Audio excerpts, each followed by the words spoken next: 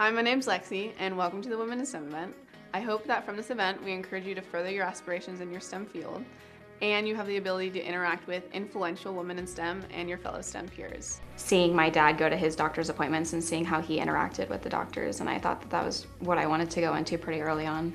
I was in high school when I took my first anatomy and physiology class, and it was one of the most interesting classes that I ever took. We don't see a lot of representation for ourselves. My brother, who's also in a STEM field, when he says that he wants to be an engineer, everyone's, expects it of him, and he's, always encouraged. But me, it's like, will it work out? I don't know. I think that I chose a STEM career because I knew it was like a career path that would make the biggest influence for women specifically, and to be a part of that would be incredible. Hi, my name is Lexi Carbine, and thank you for attending the Women in STEM event.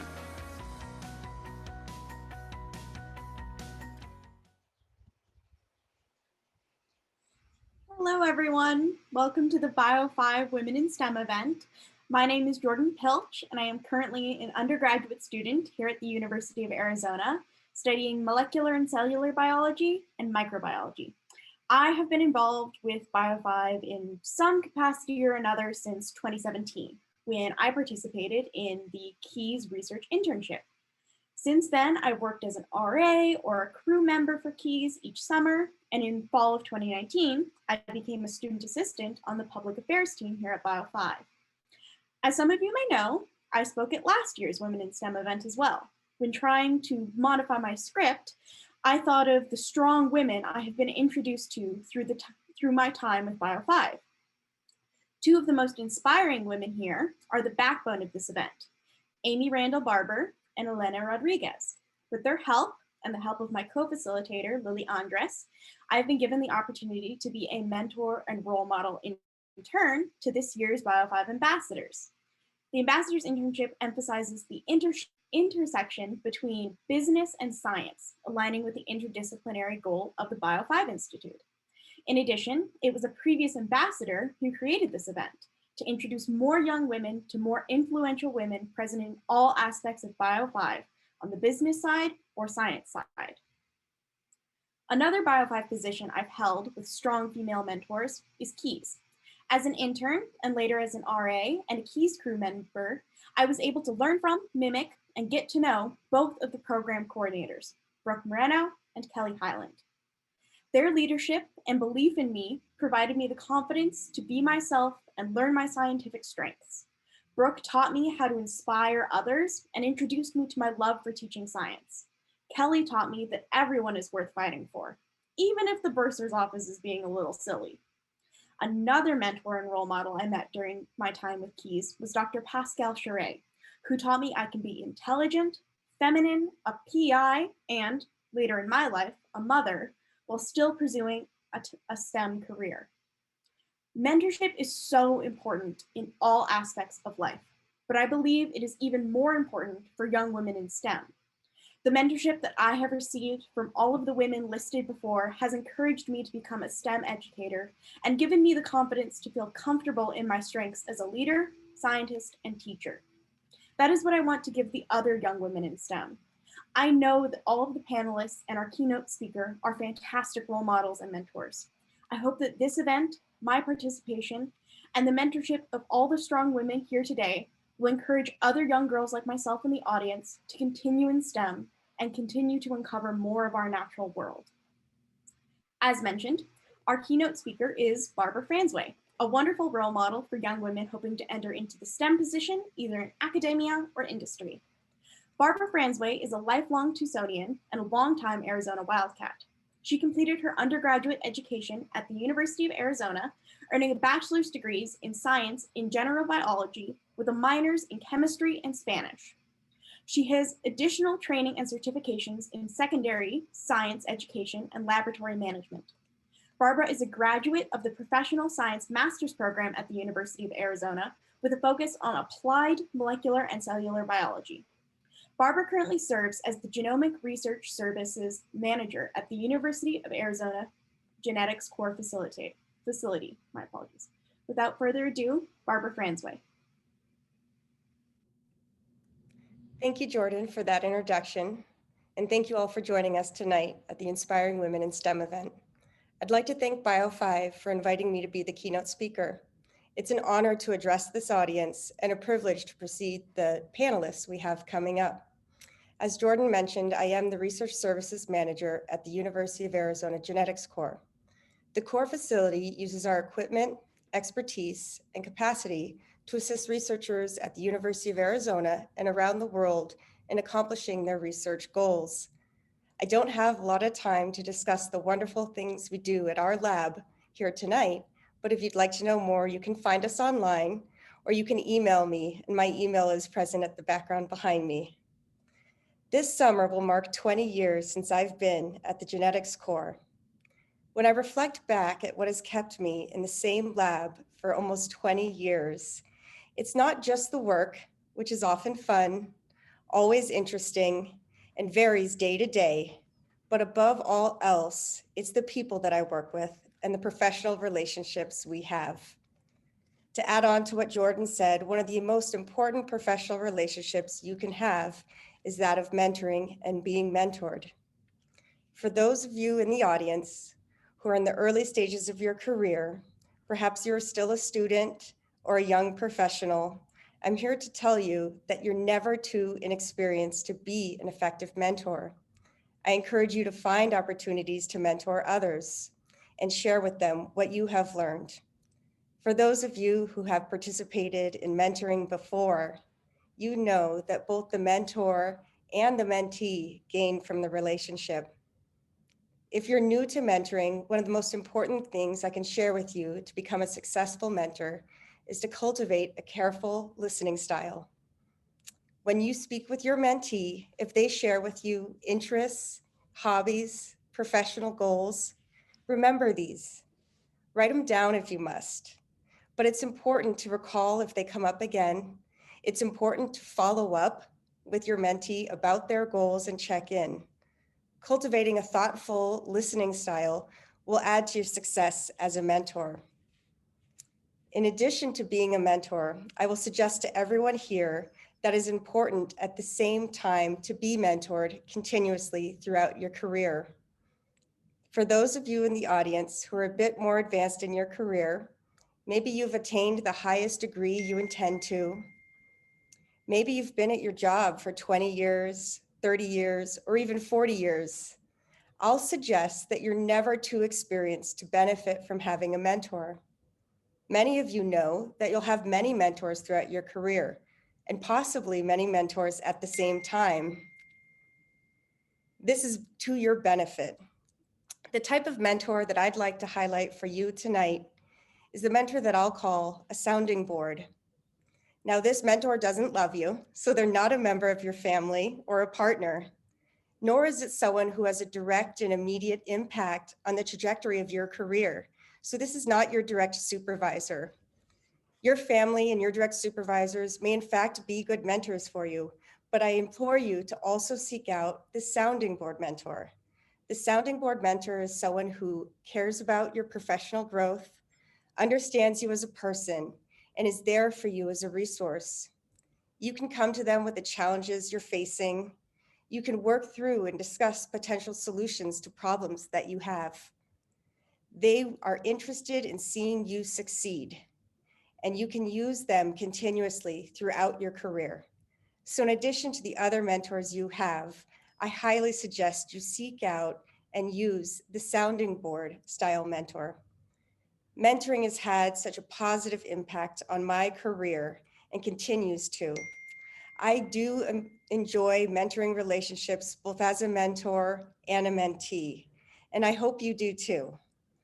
Please go out and seek an opportunity to mentor somebody and also be mentored yourself.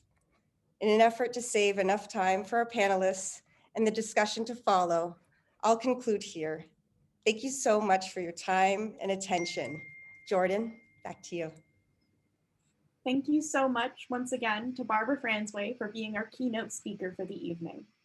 I would now like to introduce Lisa Romero, Senior Director of Public Affairs, Communications, and Engagement for the BIO5 Institute, who will serve as the moderator for today's panel discussion.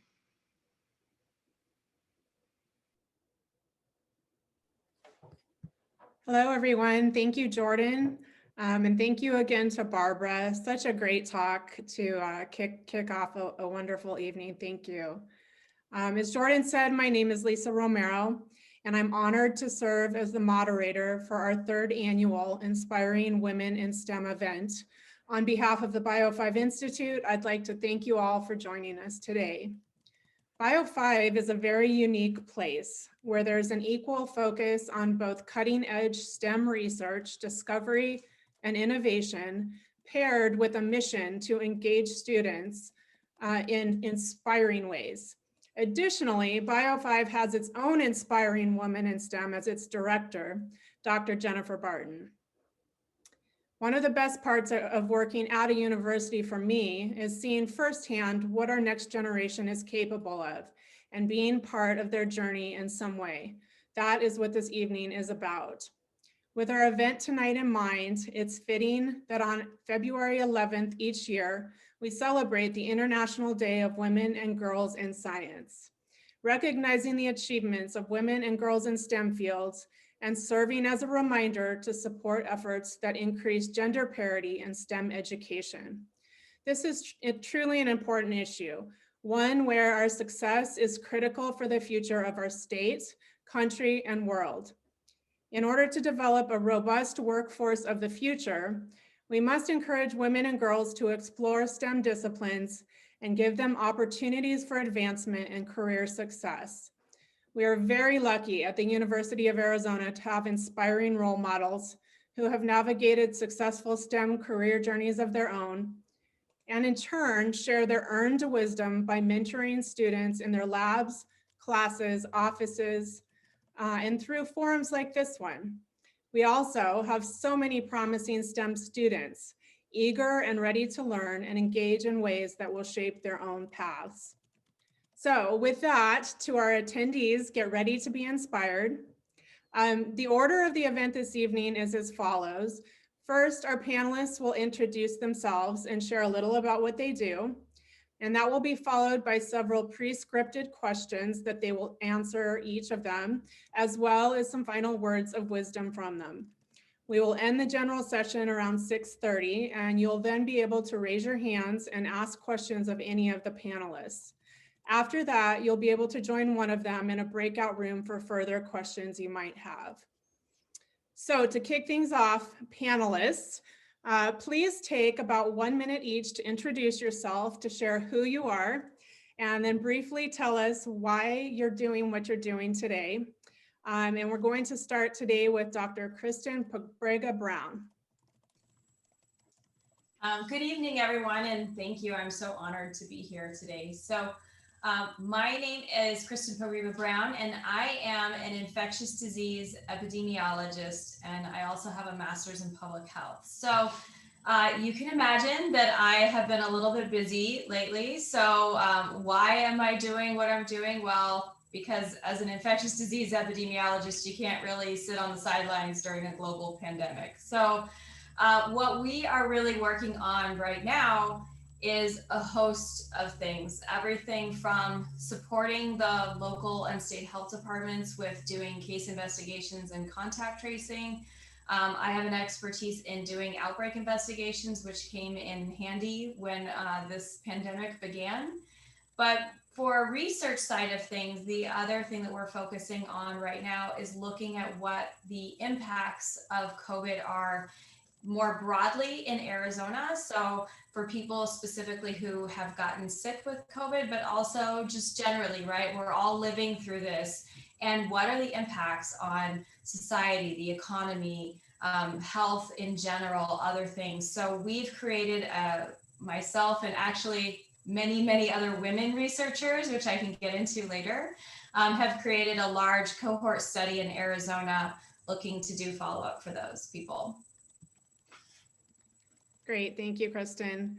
Next, to introduce herself, Dr. Ying-Hui Chou, would you say a few words, please? Thank you. Good evening, everyone. I'm Ying-Hui Chou, Assistant Professor of Psychology. Thank you for inviting me to this wonderful event. We are running a 5-year clinical trial to develop personalized brain stimulation treatment to improve memory function for people who might have a higher risk of developing Alzheimer's disease. We combine two techniques. One is non-invasive transcranial magnetic stimulation, or TMS, and the other is magnetic resonance imaging, or MRI. By combining TMS and MR together with genetic profiles, our goal is to find the optimal brain stimulation protocol for each individual. Alzheimer's disease is a devastating neurodegenerative disorder that affects more than 5 million Americans. And this number is expected to rise to almost 14 million by 2050. University of Arizona is one of the best institutes where many researchers have devoted themselves to the development of treatment and biomarkers for Alzheimer's disease. I'm very grateful for the support from the NIH, BIO5, Psychology, and Arizona Alzheimer's Consortium. I'm very proud to be the faculty at the University of Arizona. Thank you. Thank you, Dr. Chou. Dr. Moloch Tafali, would you introduce yourself, please? Thank you, Lisa, and thank you everybody for attending. My name is Moloch Tafali. I'm an assistant professor at the Department of Environmental Science and a member of the BIO5 Institute at the University of Arizona. My PhD training is in chemistry applied to environmental systems. What I love about my field in general and environmental chemistry in particular is the constant sense of discovery of atoms to molecules to organisms. Since as long as I can remember, I've always been fascinated with nature and how things work in both terrestrial and aquatic systems, from how plants grow to how soil forms to how river systems function. To me, I believe that environmental chemistry can be applied to all instances of life. It can help us discover secrets that fascinate humanity, which in return can help us make sense of the world to better understand our place in it. And by doing so, we could figure out better ways to protect it and conserve it for the next generation. Thank you. Great, thank you, Dr. Tafali. Next, we're going to go to our student representative on the panel today, Erika Barton. Hi, thank you all for being here. My name is Erika Barton, and I was actually a 2017 Keys alumni. Currently, I'm a junior at the U of A, and I'm studying a degree in public health, and I have a minor in emergency medical services and American Sign Language. Great, thank you, Erika. And finally, Dr. Clara Curiel-Lewandowski, could you please introduce yourself? Thank you, Lisa. Good evening, everyone. So I'm Clara Curiel-Lewandowski. I am a dermatologist by training. I'm a professor at the University of Arizona and the chief of dermatology here at the U of A. And it is a real pleasure to be with all of you tonight. So the question, what do I do and why do I do it? And, you know, for me, the skin is what I wanted to do all of my life. I'm a visual-oriented person, so sometimes it's really important to understand what you're good at and what you gravitate towards. And for me, always visual learning was number one, and therefore going into medicine, which was a passion in science, it was a perfect fit. But within dermatology, I was also driven to study skin cancer. And that's where my main role is within the universities in developing the cutaneous oncology field. And within cutaneous oncology, which is how we define the area that studies skin cancer, what has allowed us to do is to really tackle what is one of the main problems in cancer, because 1 in 5 Americans are destined to have skin cancer in their lifetime, for a disease that is 98% of the time preventable. We know that sunlight basically is the main carcinogen for skin cancer.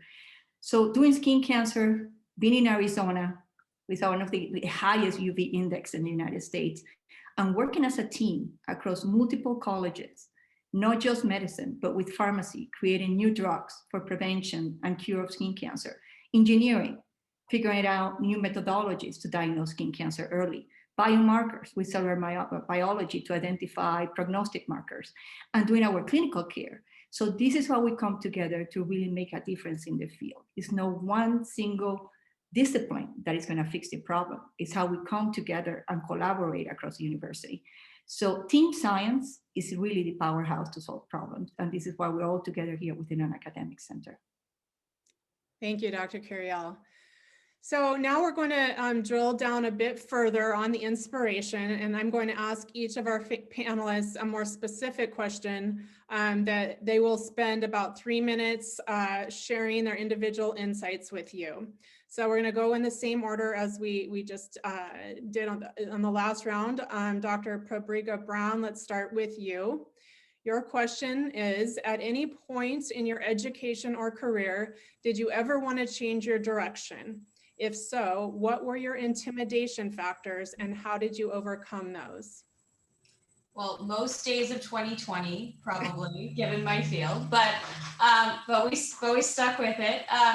No, sure, everybody gets to a point where they change what they're interested in. And, you know, I was in undergrad, I knew I wanted to be in biological sciences, and I started as a biochemistry major. And then I took a microbiology class kind of as a whim, and I loved it. And I went and I changed my major like the next day. The same thing after I got an undergrad in microbiology. I'm also a U of A lifer. I took one class in epidemiology, again, kind of on a whim. I was interested in it, but I didn't know a lot about it, and signed up for a math, you know, took the GRE, you know, the next day. And so I think sometimes what I've learned is you really trust your instincts, right? And sometimes your instincts are going to be what sparks that passion in you, that all of a sudden you realize this is what is really interesting to me. This is what I really want to do. And your passion doesn't have to be what anyone else's passion is. You know, my niece ended up becoming a soil scientist, and you know, she came home and told me that this is what she wanted to do. I was like, you're going to study dirt? And she was like, you know, no, this is soil, you know, so, but that was her passion. And so I think it's really important that you listen to your instincts. And so I think a lot of times you asked about what the, you know, any impediments, and a lot of times we kind of get in our own way. Right. I mean, I think we have hopefully we have more kind of supportive surroundings than you know, women 20, 30 years ago, but everybody always gets in their own way. And sometimes it's just a matter of listening to that and then researching it and looking at what it does and so that you're making an informed decision. But I really think that in the end, you know, working in STEM is really rewarding, but it's also challenging. And so I think it's when you're doing something that you love and doing something that you feel passionate about, then those hard days are a lot easier to get through, and those great days become that much better. And so that would be my kind of suggestion, is that if it feels right, go with it, explore it. Maybe it doesn't end up being the perfect choice for you, and maybe it doesn't end up working out, but at least you explored it and gave it a shot. Great, thank you, Dr. Paprika Brown. Next, we're going to go to Dr. Chou. Dr. Chou, have you experienced any gender bias in your field? And if so, how have you dealt with it? Thank you. So gender bias could be defined as unfair difference in the way women and men are treated. When I was a first-year high school student in our country, we needed to decide whether we wanted to specialize in STEM or humanities. That decision was important for a high school student because it determined which undergraduate programs you would choose when going to the college. At that time, I was discouraged to choose STEM as my specialization, and I was even warned that I might not be successful if I wanted to be a scientist. Did I listen to them? I'm glad that I did not. Another consideration of gender bias could be related to how success is measured for nonlinear career path. I was a postdoc of radiology department at the Brigham and Women's Hospital in Boston, where I was conducting brain imaging research. After that, I worked as an assistant professor and the chair of a new department. 3 years later, my son was born.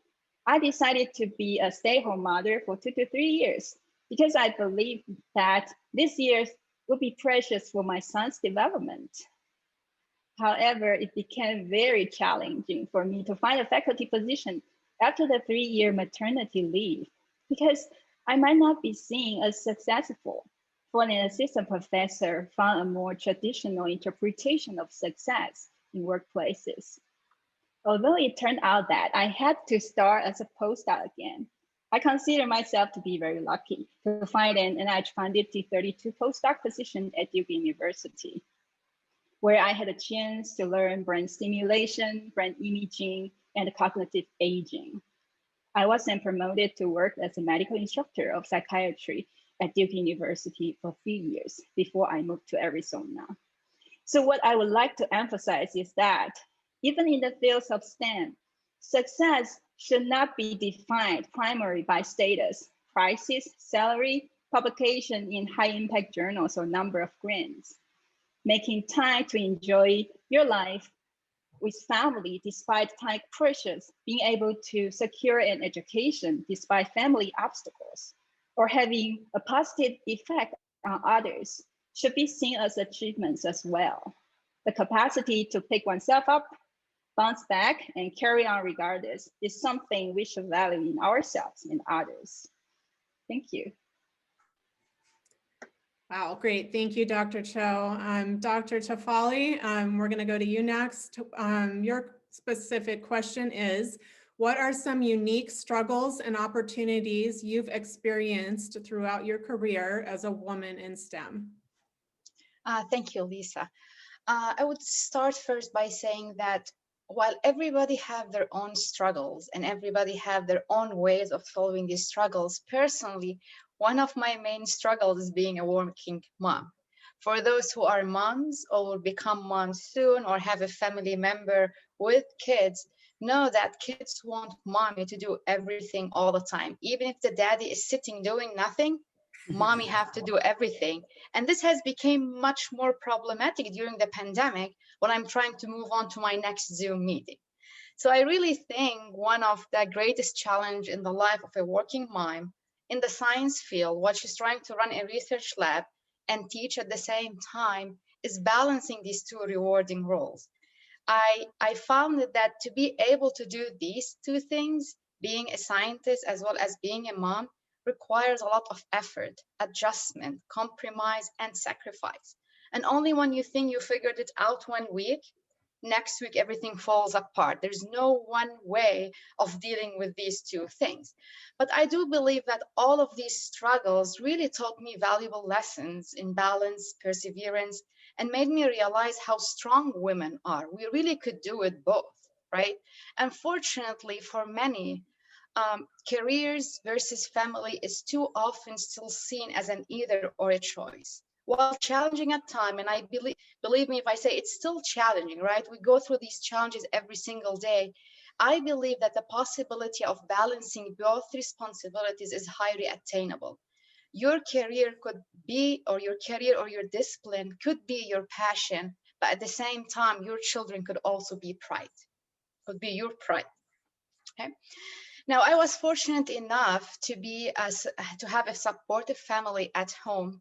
And also I work alongside a long of strong female leaders who demonstrate constant respect and care for those around them. My department, my university, as well as previous job that I have always provided me with multiple leadership and professional development opportunities that helped me build trust in my own abilities and ways of working while still being inspired by those around me. Thank you. Thank you so much, Dr. Tafali. Now we're going to go to Erika Barton. Erika is our University of Arizona Wildcat student representative on the Women in STEM panel today. Erika, will you please talk about the path that led you to become a STEM undergraduate at U of A? Yeah, of course. So at a young age, I knew I wanted to go into healthcare. So I kind of already knew I was going into STEM. And then in high school, I took anatomy and physiology class, like many people do. And then that just solidified, my love for STEM. So I chose STEM because all of the classes that I took were super engaging and I learned a lot. and I knew that when I went to college, I could make the most out of it. My biggest challenge was finding the right major that I wanted to go into. So I chose public health. And from my understanding, public health was, yes, go public health, very relevant now. Through my classes that I've taken, I've found out that public health is a lot about preventing and controlling diseases, and also being able to improve the quality of life of people through organizations and efforts and choices that these big companies make to make sure that communities and individuals are healthy. So I found that to be really interesting and really fascinating. So I decided to pursue a career in it. And then later on, I got my minor in emergency medical services because in the future, I'd like to become a trauma surgeon. And then for American Sign Language, these are just like kind of random, it's a random little thing, but I needed 2 semesters of a language, and I took 1 semester of American Sign Language, and I just knew I had to keep going. So I love STEM. It's a great fit for me. Great, thank you so much, Erika. Dr. Curiel, as a woman in the demanding STEM arena, what advice can you give on balancing your career and your family life and your other interests? I was so excited when they asked me to talk about this, because this is one of my favorite topics in academia and being in STEM. So actually, how do you move forward? How do you achieve what you achieve every day? And I think the first question that you need to ask yourself is, who are you? What drives you? What motivates you? Where's your passion? Where do you get re-energized? Because the moment you learn that, it's a lot easier to structure your life, right? So we live in a life right now where it's such a rush and so demanding. We're always running from goal 1 to goal 2 to grant 1, grant number 2, and you rarely step back and say, okay, how am I feeling right now? Is this what I want to be? Is this when I'm driving home and I say, this was a good day? Why was it a good day? What happened that made you say that? The moment you start understanding that, then it's a lot easier to find this balance. And I quote the word balance is because a mentor of mine very early told me it doesn't exist. It just doesn't exist. It's just something that you're constantly chasing. But as long as you're chasing it with the right priorities set by who you are, then it's okay, because those priorities are going to change over time. You might not have a family now. Then you might be in a different career track, or then you have a family and the kids have different ages, and then someone gets ill in the family. So priorities are constantly going to change. So how do you adjust your life to those priorities and seek balance is what is a real secret, I think, for women to succeed. And one aspect of this equation, which I think is key, is learning what give you what we call strokes. So stroke is whenever you do something and you have immediate sense of satisfaction and you say, this makes me happy. I'm truly, satisfied doing this. So whether it's something that you have as a hobby or something that you do at work, identify what those strokes are for you. And you might change over time and depending on your life and your demands, but keep them always with you and do it weekly. For example, for me, it's hiking. I know that when I'm out there trekking, I'm up climbing a mountain, I feel re-energized. I can go home and deal with whatever comes in front of me. Doesn't matter what it is. It's a grand deadline, it's finishing my charts, it's number of meetings, seeing patients.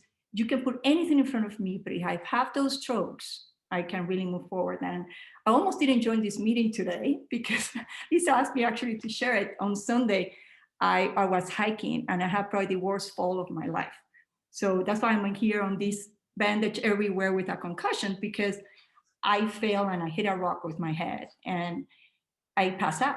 So, but you stand up, I got out of the canyon, 30 minutes walking after that, and get suture and get CT scans and, follow concussion protocol. But that's life.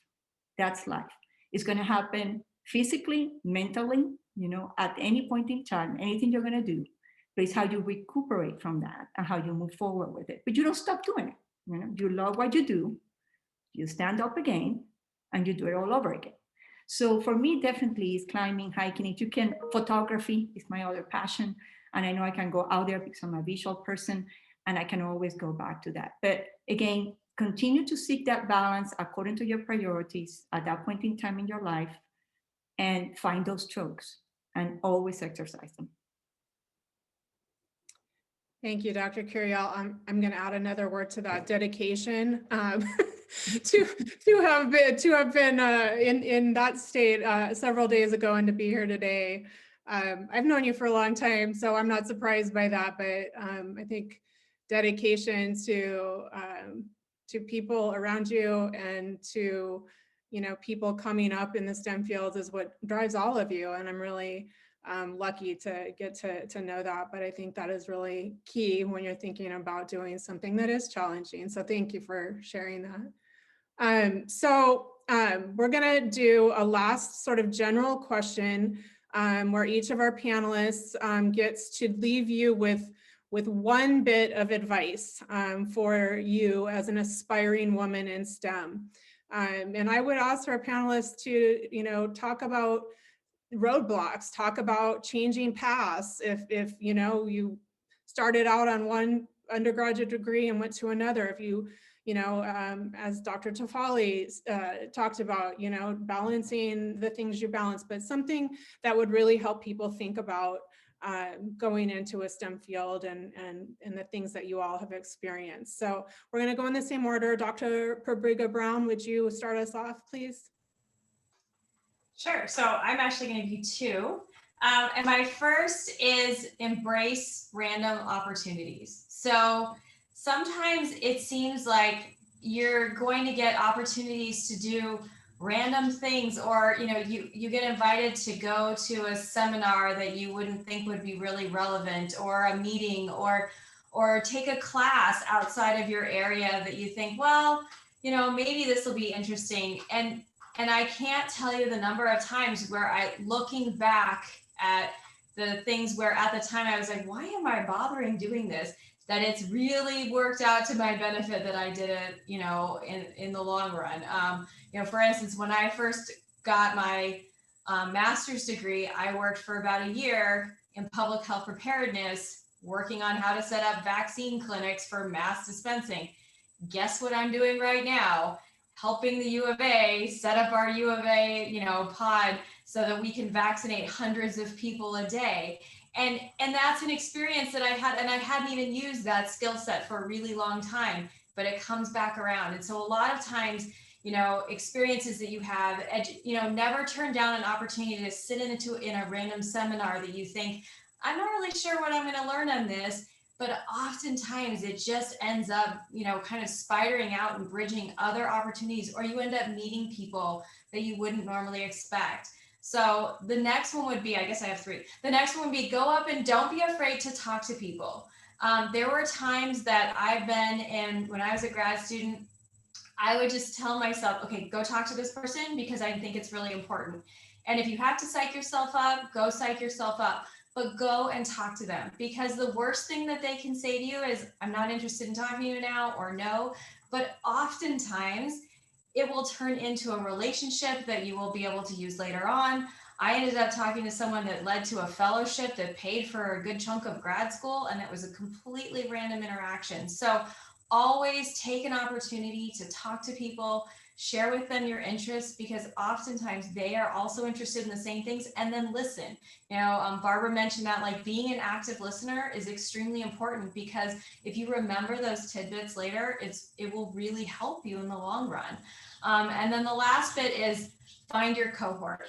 So I work with public health is a lot of women, so I kind of am a little spoiled in that sense, but I have an amazing group of female mentors. I have an amazing group of female colleagues, and I have the most amazing group of female employees that all work for me, and I am so just honored to work with them every single day, because there is something truly unique when you get a strong group of intelligent women together, and the amount of productivity that they can come up with and creativity in problem solving, that they address problems in ways and they just don't take no for an answer and continue to push until they get a problem solved.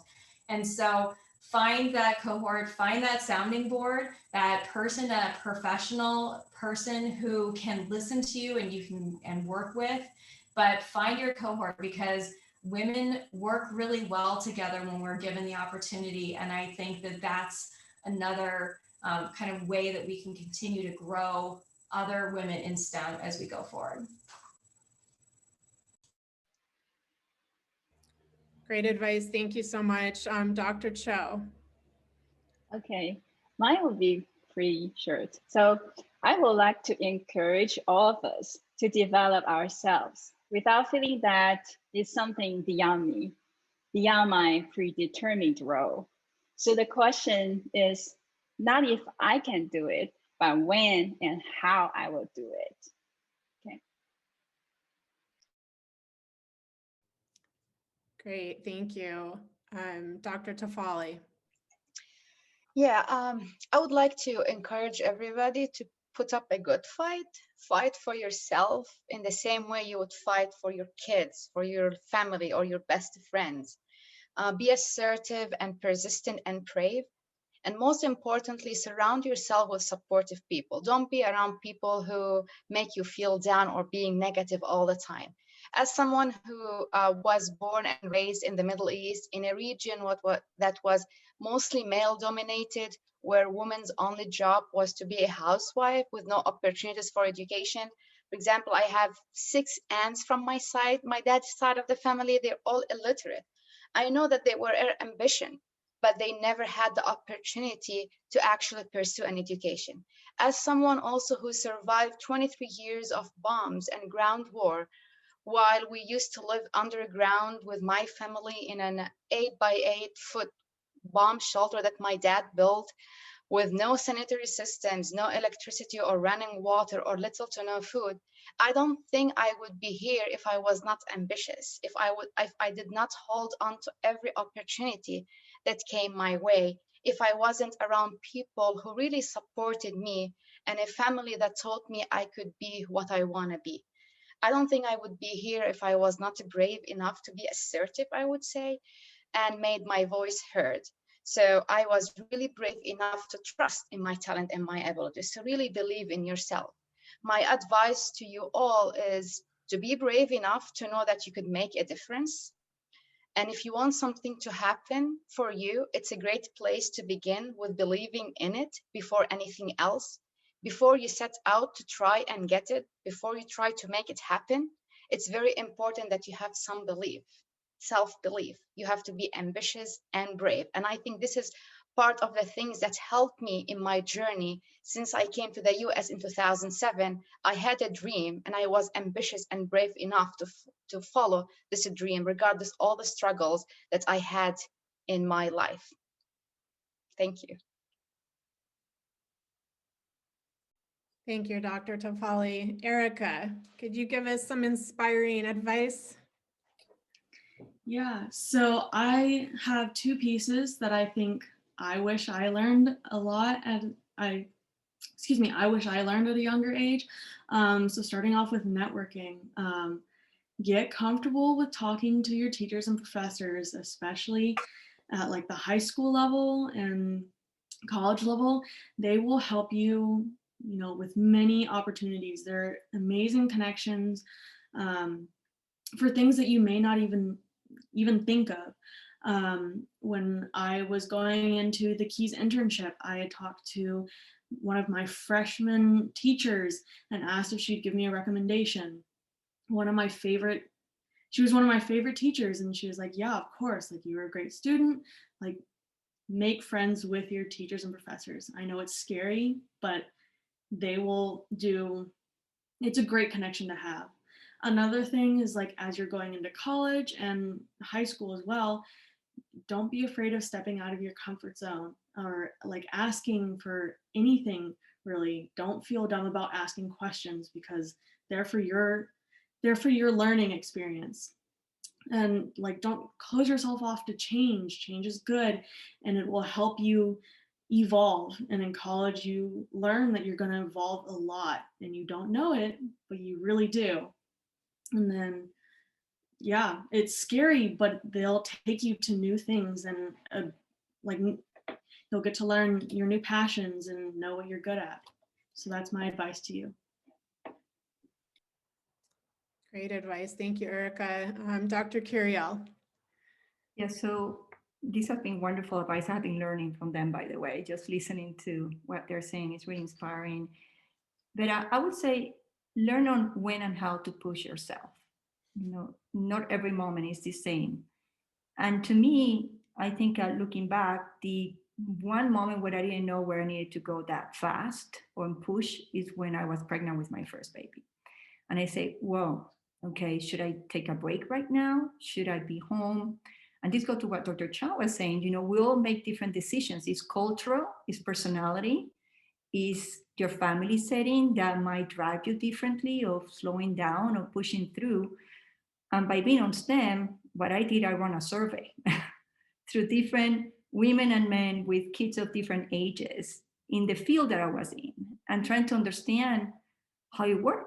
I say, why would I be unique? Why should I have all the final answer to these? And to my surprise, 90% of the people that I run this survey by, about 25, they told me to push it early, which was completely against my instinct. I didn't say, no, I want to be home with my baby. But that's what the survey showed. And that's what I did. So I pushed it early. I set up a system around me where, you know, was supportive. And then because they told me later on, you're going to have to slow it down. As they get older, they get more demanding and they need you more than when they're little. I said, that can't possibly be. And sure enough, I mean, I think listening, you know, and learning from others on when to push and when to pace yourself, you know, I think is really, really important. We all have a different journey, but try to account all of that, because to be in STEM, there are going to be times where you're going to have to really be all in it, you know, to be able to push through and get to where you want to be. So yeah, know when and how to push. Thank you so much to all of you for those really genuine words of advice that all of us should take to heart at any stage that we are in. All of these women on our panel today have worked and fought hard to be able to offer the kind of advice they just graciously shared with all of us. So please take it to heart and apply it in your own journeys. So next, before we open our breakout rooms for your one-on-one questions, we want to give you the floor, our attendees today, to ask questions of our panelists. We have about 15 minutes total for this part of the event. Take advantage of the collective wisdom of these inspiring women in STEM. So I'm going to ask you all, if you do have a question, to go ahead and raise your hand in Zoom. When I call your name, you can unmute yourself and ask your question of one or more of the panelists. Before I go to the participant window, I am going to go ahead and ask a question that was submitted ahead of time, just because I think it's very relevant for today. The person would like to stay anonymous, but they didn't ask for a specific person, but I'm going to toss it to you, Kristen, and you'll know why. So what has networking across different scientific disciplines looked like for you amidst the pandemic? Any advice for those of us who are just starting grad school and looking to network?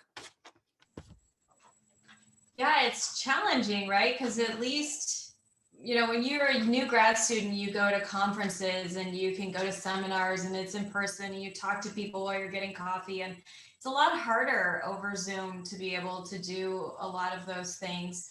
But I think, you know, we all still want connection, and we all still understand that, you know, we're all just trying to continue on to some level of normalcy right now.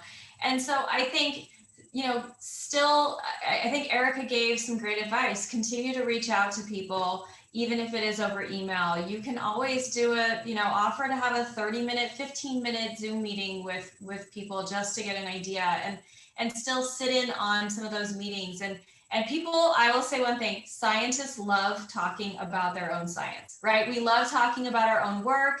It's the reason we're here. It's every day. And so getting people, you know, asking them specific questions about their work will also lead into your own interests and other things. So it is challenging in the pandemic, but I think it's not going to last forever, I promise. But just trying to reach out to people is through all those other methods will still, you know, you might not get quite the same interaction, but people still want to connect.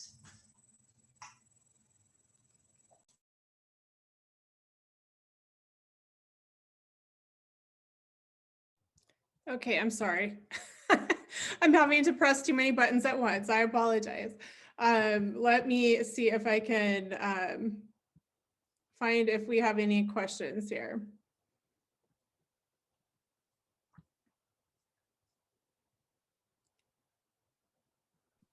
So I don't have a question, but how does one raise a hand? We did that. Okay, Lisa, I see that Anna has a question. So I cannot see it. Let's see here. Okay, I found it. I'm sorry, you guys.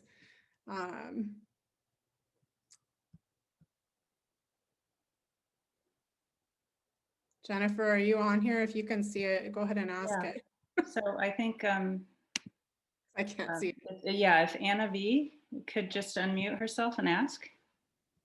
Hi, this is Anna. Am I coming through okay? Yes. Okay, I am a future science teacher, so I would love to get your perspectives on how I can create kind of like an open and communicative space for my students, my female students, to feel empowered in their futures in STEM.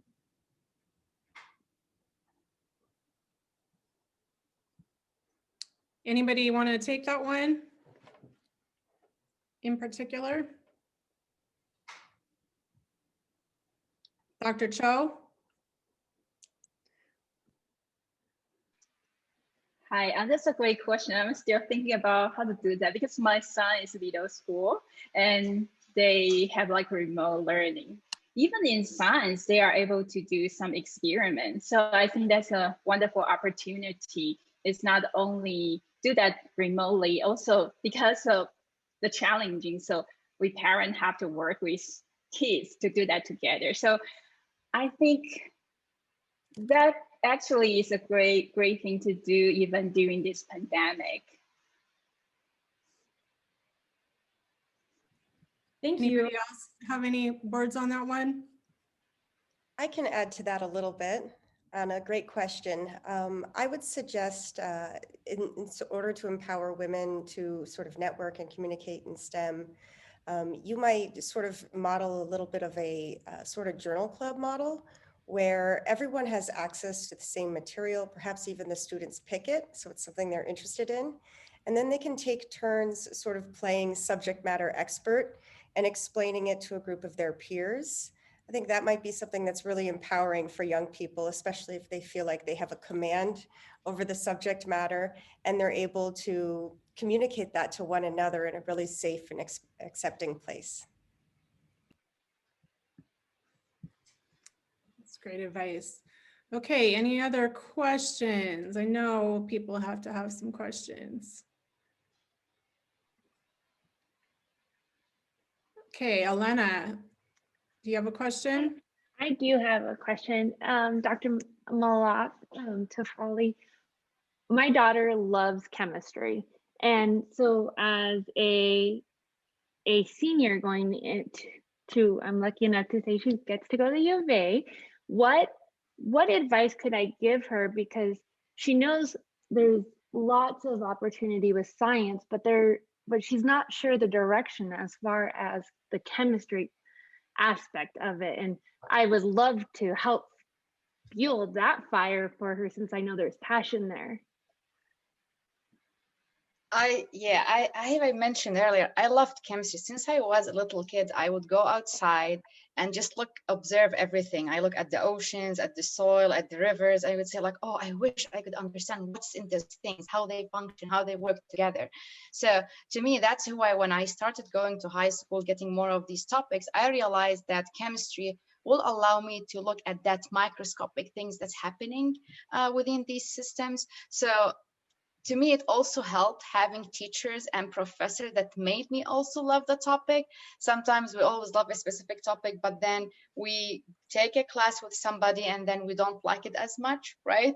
So to me, I had that as a kid, learning, love to explore, love to discover certain things, and I kept reading also about it. So it's not just about going to school and listening to my teacher or my professor. So I kept learning about it, and also the combination of learning the stuff that I learned at school as well made me more convinced that that's what I want to do. And I think also as she's moving into college, I think getting her to do certain research or join a lab where she could actually explore what kind of experiments they do, especially in the chemistry department, will really help her figure out exactly what part of chemistry she wants to like. Because for those who know chemistry, there's multiple aspects here. There's organic chemistry, there's biochemistry, there's analytical chemistry. So to me, being able to learn a little bit about the different research that surrounds chemistry will be really helpful for her to also figure out what aspects of chemistry and whether she's going to continue to like chemistry or not. Because sometimes it could be that she really likes the chemistry, but when she sees what kind of research going on, she might decide that, oh, maybe chemistry is not for me. So to me, I believe being able to observe some of the research going on, learning from some of the students who are already doing research will be a great way for her to continue to grow her love for chemistry. Thank you so much. And I would love to have her in my lab to come and observe too. I'll have to get a hold of you. Great, thank you, Dr. Tafali. So we have another question from Annalisa, and her question is, what advice would you give to someone early in their career to adequately assess success and progress in their positions? And she has a follow-up question to that, which is also great. So I will hold that one. So talk about early in your career to assess success and progress and ways to do that. Dr. Curiel, you want to take that? Yeah, I'm happy to answer that question. I think the first step is to really understand what is expected of you. So depending on where you're at on your career, there's always criteria and parameters out there that will define success for where you're at. For example, if you're an assistant professor, what track are you in? Are you in a tenure track, non-tenure track? Are you just in, a research assistant? Or if you're in a clinical setting in medicine, is a clinical series track or scholar track? So what I have found very often, unfortunately, and more in women than men, is that they don't really know what track they're on and what is expected. And then they get to the point where they want to promote themselves and get to the next, promotion, and they think they're not ready. What happened? I don't have enough publications. I don't have enough grants. I didn't know this. I didn't know that. So preparing and understanding the expectation, I think, is number one. And just ask around, look for other, people that recently, basically was able to be promoted and achieve the next step, whatever path, you are in, and talk to them what it took to get there and what worked for them, what didn't work for them. So I think those will be my two pieces of advice. Great, thank you. So the follow-up question or the follow-on question to that, and I think Dr. Chou, maybe you could take this one. You talked a little bit about this, I think, in your previous comments, but have any of you experienced stagnant moments in your career, and how did you overcome that? You mean something like my maternity leave? Yeah, just having to go back, through the back door and start over again, essentially. Maybe just describe that in a little bit more. Yeah, it was very interesting. When I think back at that time, I feel less confident when I have to restart it again because I don't know my value at that point. I feel like maybe I lost all the things I already built up.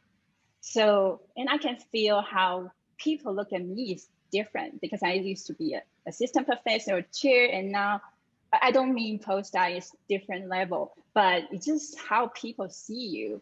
Like they have to supervise you everything, and you just have to follow your PI's idea. So it's very challenging. And also some people see you as a mom, like they kind of don't see you as a scientist in the way you expect they have. So I feel like I have to work extra hard in order to show people that I'm capable of doing this, I'm capable of doing that. So that's a lot of courage, just like Dr. Tafali said, we have to be brave to overcome those obstacles. So it's really, I feel like I'm proud of myself in that way. And I feel like everybody should be able to do that, even you're in that kind of situation. Great, thank you so much. Okay, Sophia H, could you unmute yourself and go ahead and ask your question of one of the panelists? Hi, so I was wondering how you guys would suggest we stay motivated towards our goals during everything. I can start a little bit, I guess. I mean, that's challenging, but I think, you know, a couple of things hitting on the points that people made is, you know, I think you have to advocate for yourself. You have to be able to consider what is your long-term goal, but at the same time, like don't overwhelm yourself with like, this is the end goal, right? Like break it up because you need to have small successes along the way. But the other thing is, you know, science is also a creative endeavor. And I think, you know, I was thinking about the previous question as well, which is, you know, some of those stagnant areas, and this also gets into like blocks in your goals. And sometimes you just have to take a step back and, as Dr. Curiel mentioned, like give yourself some time to get out of that space too, because just like writers have writer's block, scientists also have block in their creative thinking around problems and their problem solving, and you need to give yourself opportunities to, you know, let your brain take a break for your science, and you will come back stronger and more creative and ready to solve those problems even better. So I think that those, you know, it's break up some of those steps a little bit along the way, because we all have big long-term goals. But sometimes if you focus too much on those big end goals, you lose all of the little things along the way that make it worthwhile. So I think making sure that you're also being present in the moment helps with getting to your long-term goals. Erika, do you want to take a minute and talk about staying motivated as a very busy undergraduate student, juggling a lot of different things and sort of your future wide open? Do you want to talk about that for a minute? Yeah, I'd love to. So I'm in a kind of similar boat where I'm not feeling as motivated. I'm taking like 6 online classes and I'm not sure, you know, how to go about a lot of my assignments. Right about now, it's like, where do I start? How do I even do this? You know, I'm right with you right there. So a lot of the things that I think are really helpful is celebrate the little things that you do. Even if it's just a small assignment, give yourself a pat on the back for that. Like, you did that still. You know, online classes are really tough. Like, students don't know what they're doing, and even teachers are still probably really confused about what they're doing too. And then I would say, if you have hobbies, or even if you don't, find them and do them. Right now, my biggest hobby that I like to do is I'm a volunteer at the U of A POD. So I'm working with vaccinations and talking with people. I actually talk to people, so talking to people is really helpful for me, and that is my passion. So healthcare in the sense. So that's my advice for you, but also still see that your end goal is this, and then do small baby steps to work to it, but celebrate everything that you do along the way. Thanks, Erika. Very good advice for all of us. So I think we have time for one or two more questions. I have one from Lily. Do you want to go ahead and unmute and ask your question to one of our panelists, Lily? Yes. Can you hear me? Yep. Okay, awesome. So I'm a marketing student, so I'm not necessarily in a STEM field, but I am about to graduate this May and enter the workforce. So something that I've been struggling with as I prepare to take this next step in my life is feelings of imposter syndrome, and like I won't be qualified or good enough to do whatever job I decide to do. So I'm just curious, were any of you able to conquer similar feelings? And how did you build confidence as you moved into different phases of your career? I guess whoever wants to take that one. Do you want to take that? I see you smiling really big. Sure. I appreciate that question very much. And I don't think that's an uncommon feeling.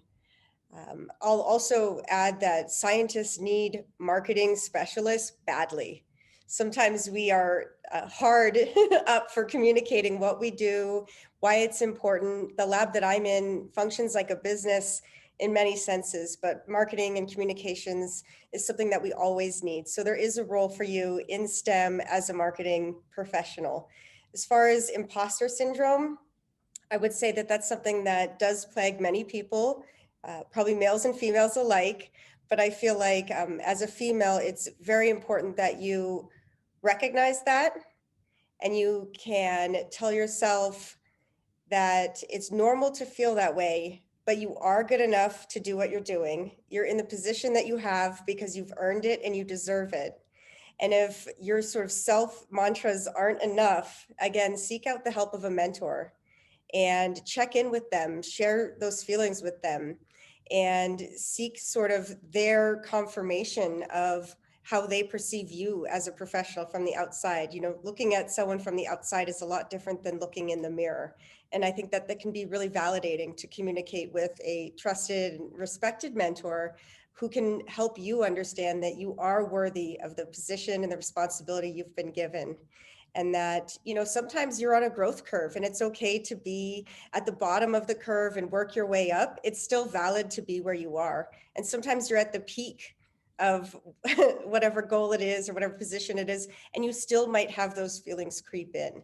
So know that it's normal, but know that you are good enough to do what you've been tasked to do. You have skills that matter. And if you can't convince yourself of that, let someone else do that and believe them when they do.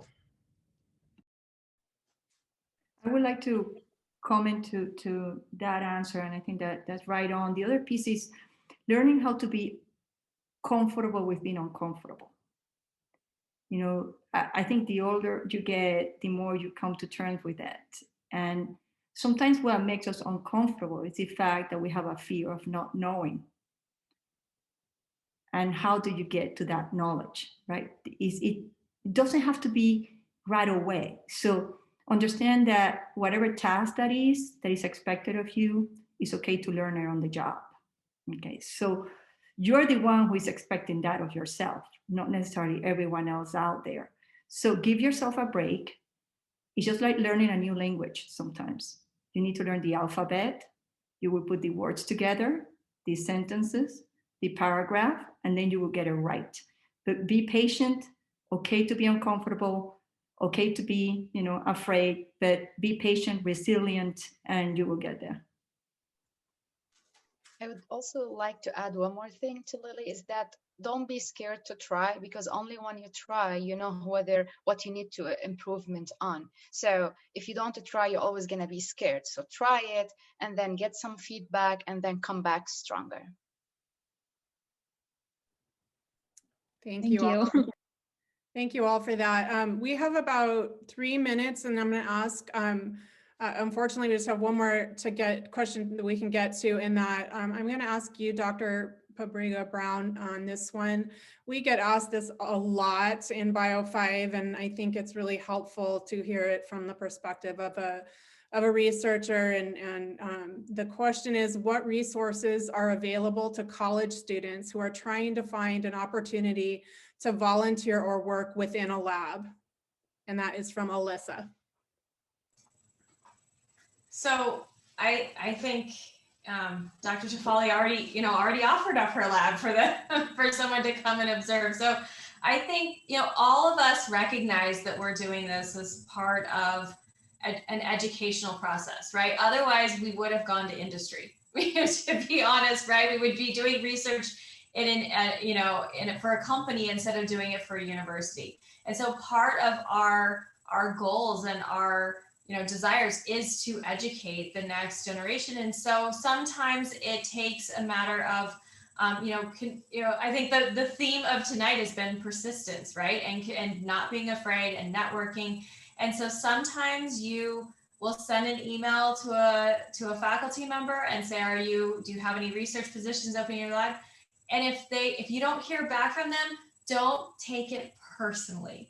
I will tell you, I'm usually really good about answering student emails, but lately I get 300 emails a day, and sometimes emails just get lost. And I feel terrible about them. And I, wake up in the middle of the night like, oh, I didn't answer.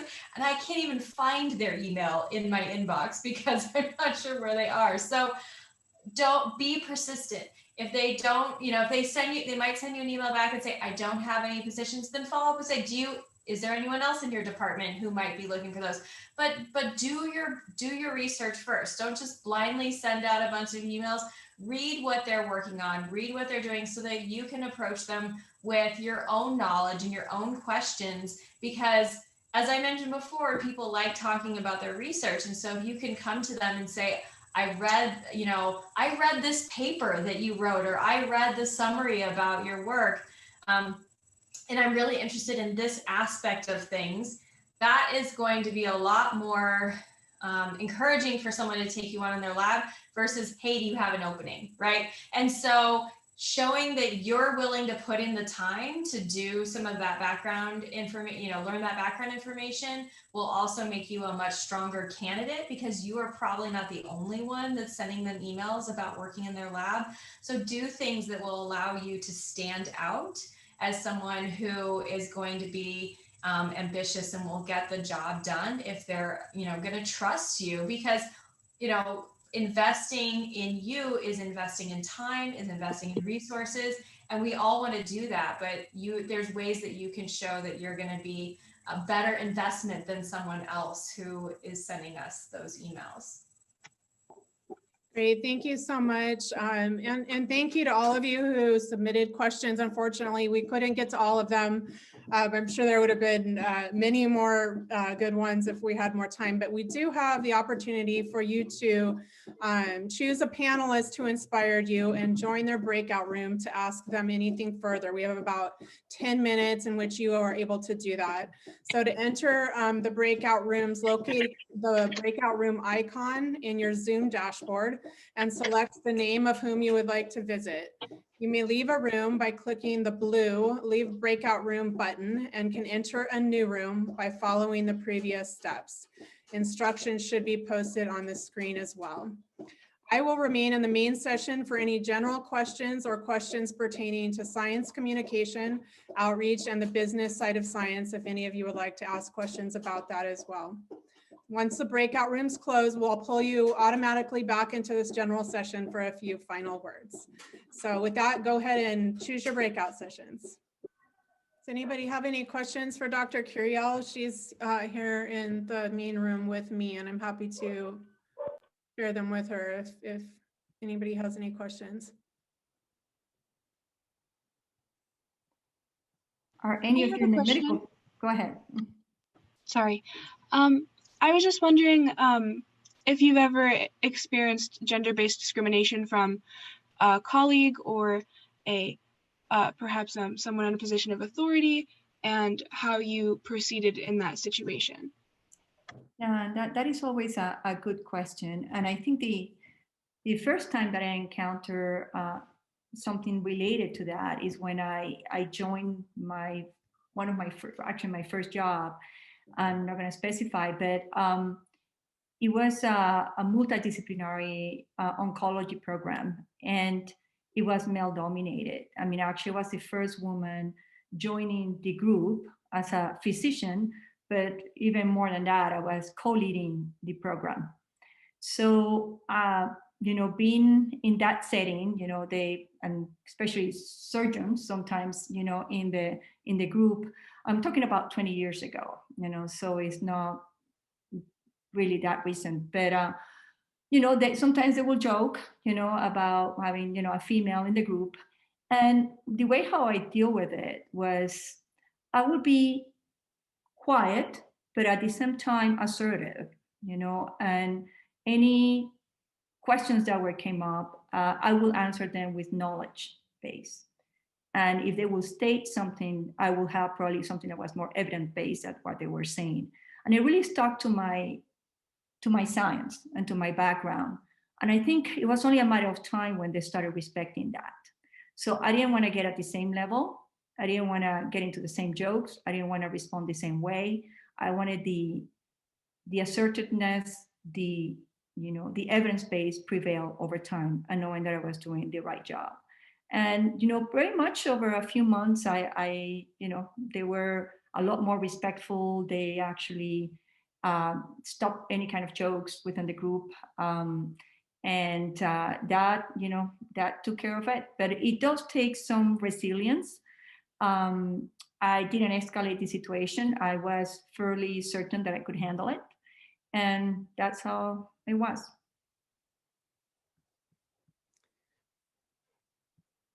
Thank you.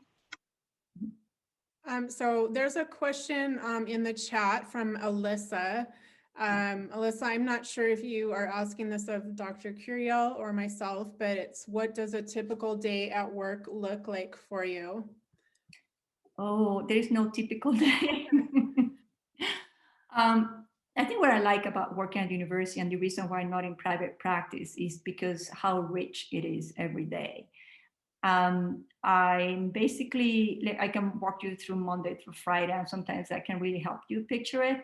So on Mondays is one of my research days. So I am basically, when I'm not in the pandemic, I'm at the main cancer center, and I do go to the lab. I meet with some of the investigators, see how the experiments are going. I have meetings throughout the day, but the meetings is always with different people from all walks of life and different disciplines. So I meet with pharmacists doing drug development. I meet with the engineers. I meet with some of the clinicians doing clinical trials. I meet with the coordinators of the project. So it is epidemiology. So the whole day, every meeting is related to a different project. On Tuesdays is actually my clinical trial day. And on clinical trial days, I'm seeing study subjects that are participating in clinical trials, screening them, doing the procedures, completing forms. They gain meetings in between. On Wednesdays, I am in clinic seeing general dermatology patients, but I'm the supervisors for the residents. So I am the staffing faculty. So they run the show, but I'm seeing every single patient. I'm examining every single patient, and I'm giving them feedback on how they're practicing. So it's wonderful because it's great setting for patient care and education at the same time. And we do have a journal club at lunchtime with them. Thursdays is my cutaneous oncology program day. So this is where I go to the cancer center and we see patients in a multidisciplinary fashion. So I see patients with a medical oncologist, the surgical oncologist, neck down, the head and neck surgeon, the radiation oncologist is there, I'm there, and we're seeing patients side by side. And then we have a tumor board at noontime where we discuss all the new cases or cases with challenging, situations. So the whole day goes that way. And I have residents working with me too. So it's patient care, education, and then interdisciplinary care.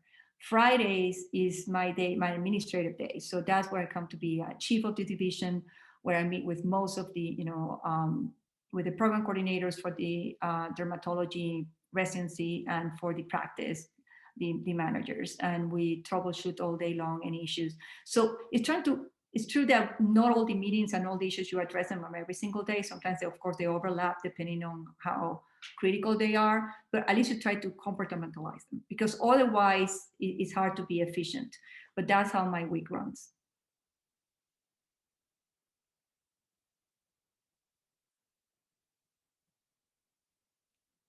Any questions?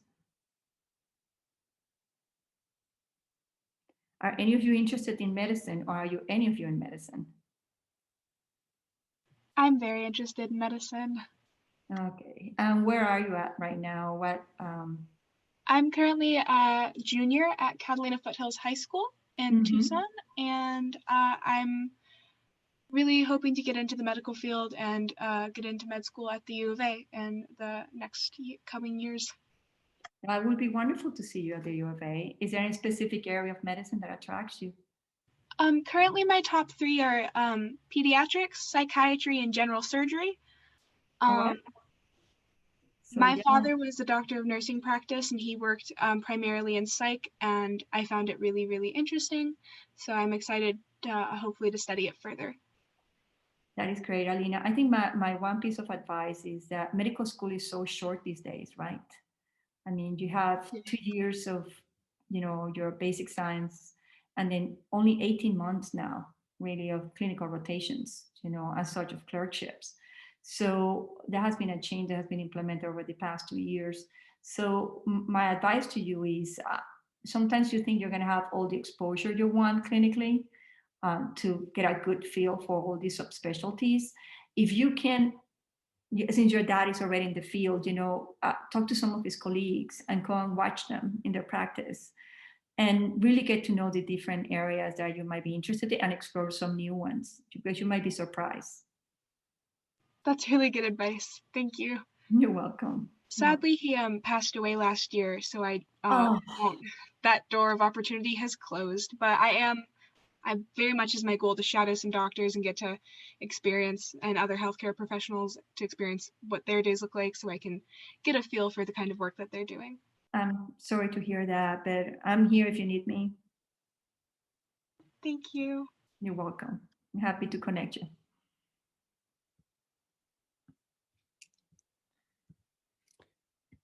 Anyone else interested in, well, I know the most about medicine, but also in other areas of science as well? Yeah, I'm interested in medicine. I'm still pre-med. I've been really looking into more of like health diplomacy lately. I don't know what else opportunities there are in there, but I've been really interested in health justice and interjecting that in to hopefully my career as a physician in the future. But right now I'm doing what I can with the capacity that I have. Have you been able to connect with anybody within that field now as an undergrad? Yeah, so I've been really lucky to be involved at a local nonprofit clinic, and we provide services to immigrants of all statuses, mainly undocumented immigrants. And so I've been able to be a part of advocacy and activism through that way. But I always feel like I can always take it one step further. Yeah, but and also how to think out of the box, right? Because sometimes what I like about, this group of young women interested in STEM is, you don't always have to follow the same path to solve problems. So as you learn more about the field, keep in mind that maybe talking to the economist or the legal people, might give you other alternative and solutions, to the problems that are in front of you. And understanding the health economics, of it. And so stepping a little bit, particularly now when it's so transdisciplinary, okay? And cross-pollinating, among different, areas. And I think this pandemic actually is an opportunity to do that, thinking out of the box and reaching out to people. Yeah, I think this pandemic, unfortunately also with the murder of George Floyd, a lot of opportunities have come up in this space of diversity and inclusion and social justice and health justice. And so I've been taking advantage of those opportunities that have risen. Mainly at school, I'm more involved in the diversity and inclusion spaces. And to me, that's also something very important to me as well, because I also know, because that's an interest of mine when I do get into medical school, of the diversity and inclusion spaces there, like with the education curriculum or with the student composition, and even with medical practices, like just cultural competency and cultural humility, stuff like that. Yeah, and remember, I think understanding root cause is really important, in all of these. Sometimes implementing diversity for the sake of implementing diversity is not as effective as when you really look at what is driving, the problem, and trying to fix it from where it starts, not necessarily from where it ends, And that's what I'm trying to say with thinking out of the box and look at alternative, ways of solving problems, because we do that in medicine, frequently. So why not in something like this? No, completely. Everyone has rejoined this main session, so I just wanted to take a few minutes and thank everybody again for their time tonight. I hope you all learned something. I certainly did. I do every year. And we're really lucky to have all these inspiring women at BIO5. The BIO5 Institute is celebrating its 20th year anniversary this year, 20 years of impact. So please keep an eye on our discoverbio5.arizona.edu website and follow our social media as we post new and exciting events and interactive content throughout the year, including our new BIO5 podcast, Science Talks. Our very first Science Talks guest was our own Dr. Kristen Paprika Brown, who you met tonight. Her episode was so fun and interesting, and please take a look for the link to that in the area at the bottom of our bio5.org website. I'd like to thank you all for attending this evening. I hope you will join me in thanking our amazing panelists and our keynote speaker. I'd encourage you to reach out to any of them should you have further questions, or reach out to any of us on the BIO5 staff and we can connect you. The contact information is up on the screen, and we wish you all the very best of luck on your own STEM journey. Thanks for being with us tonight.